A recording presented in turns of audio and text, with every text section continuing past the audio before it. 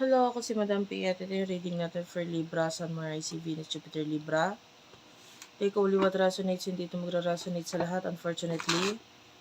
Kunin mo lang yung mga messages na magra-resonate para sa'yo. For those of you na hindi pa nakasubscribe sa ating channel, please hit the notification bell, subscribe button. Ma-appreciate ko lahat ng comments ninyo, basta positive guys. Maraming salamat po. Let's start your reading, Libra. Check my natal chart mo. This is for Sun, Moon, Rising, Venus, Jupiter, Libra. Main energy.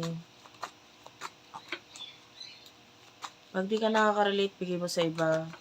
Pwede magkapalit-palit ang roles, depende sa nangyayari sa buhay mo. Okay? Kahit sinasabi kong ikaw, pwedeng person mo yan. Kahit sinasabi kong person mo, pwedeng ikaw yan. This is love reading, guys. Seven of Swords, Six of Cups.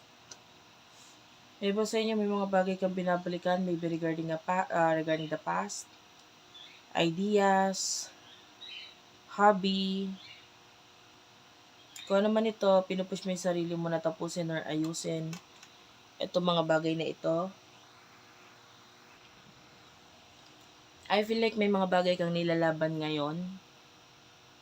Inilalaban mo kasi feeling mo may magagawa ka pa naman regarding dito sa bagay na ito. Pinupush mo.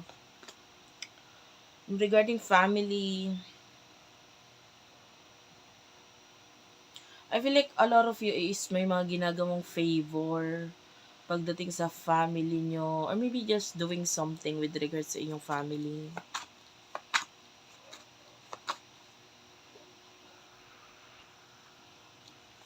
Pagdating sa love, sino yung person na kakonect mo?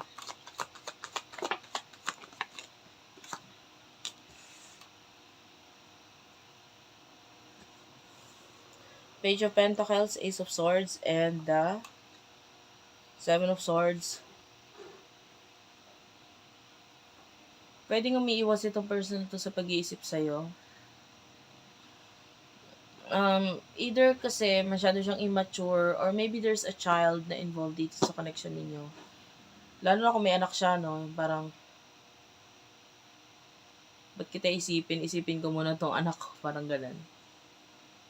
So, iniwasan niya as much as possible na isipin. Pero namumblema siya ngayon. Nine of Swords, nasasaktan siya, namumblema siya. Lalo na kung minsan ka na naging part ng pagkaayos ng problema niya. So, parang naging malaki yung part mo sa buhay niya. Tapos, ikaw yung naiisip niya tuwing magkakaroon siya ng problema. Parang ikaw yung nakikita niya as partner na nakakatulong sa akin. So, nag-iwan ka ng marka sa kanya eh. No, umiiwas siya ngayon kasi nga may responsibilidad siya. May dapat siyang unahin. Pero, tuwing magkakaroon siya ng problema, ikaw yung nakita niyang partner na alam niyang masusolusyonan niya yung problema niya na yon dahil sa'yo, through the help of you. Kumbaga, malaki yung maitutulong niya sa'yo. Or baliktad, malaki na itutulong mo sa kanya. So, ngayon, hinahanap or namumblema siya, medyo hinahanap ka rin niya, pero umiiwas siya. Ang weird niya sa part na yon. Pero, yan. Umiiwas siya. Umiiwas siya kahit alam niya kailangan ka niya. Ano yung emosyon niya sa isa't isa?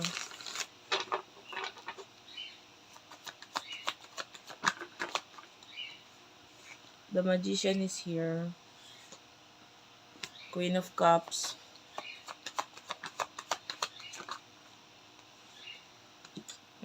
Judgment and Queen of Wands. Mahal mo yung taong to, despite of being the magician, kahit nagiging, ano siya ngayon, pwedeng hindi kasi siya honest sa'yo eh. May mga hindi siya sinasabi sa'yo yung totoo, regarding sa sarili niya, pero pwedeng alam mo yon pero kahit ganun, gawin pa man, di ba? Kahit ganun yung hindi niya ipakita yung totoo sa'yo, you are still loving this person.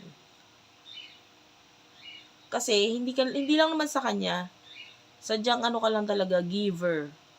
Ikaw yung tipo ng tao na hanggat may bibigay bibigay mo. Hanggat kaya mong tulungan or hanggat kaya mong intindihin mo isang tao, yung sitwasyon, etc. The Judgment, because of that, nagkakaroon ng awakening yung person mo ngayon with the Queen of Wands. Kumbaga tama rin pala yung mga advice or mga sinabi mo sa kanya noon na ngayon nare-realize niya. Four of Wands, gusto niya ng stability sa'yo, pero alam niya na kailangan i-open niya yung sarili niya sa'yo. Pero ngayon nga kasi, hindi niya alam kung paano ka haharapin.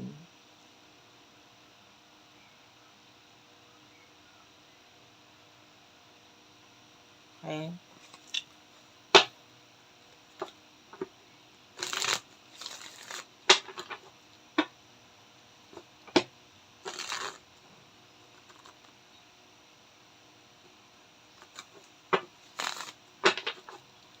In the near future, King of Pentacles,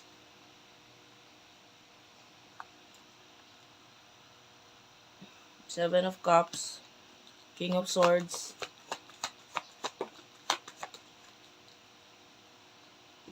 the Justice card, Six of Swords, Death card, ayan.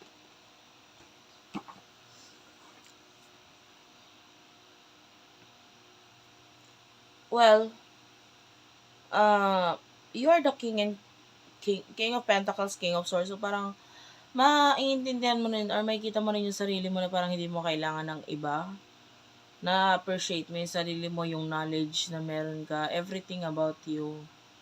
Na nagiging dahilan para makontento ka sa kung ano yung meron ka at kung ano yung mga talents, skills na meron ka. Para isipin pa itong person na to. The Seven of Cups, there's part of you na nagde-daydream. You're manifesting kaya ka mo ginagawa yun. Manifesting a lot of stuff. No? Na gusto mo talaga sa puso mo.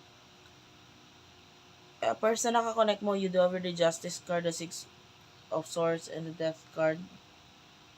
May mga bagay na mag-e-end sa buhay niya na kailangan niya mag-move on regarding dito muna. With the Justice card, it could be an ending of job, career. Pwedeng relationship, pwede rin. Pero parang kailangan niya muna mag-move on regarding dito sa bagay na to. Okay?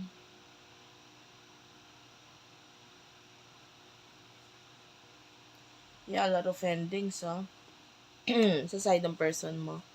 Ten of Cups, Ten of Swords. Ayan.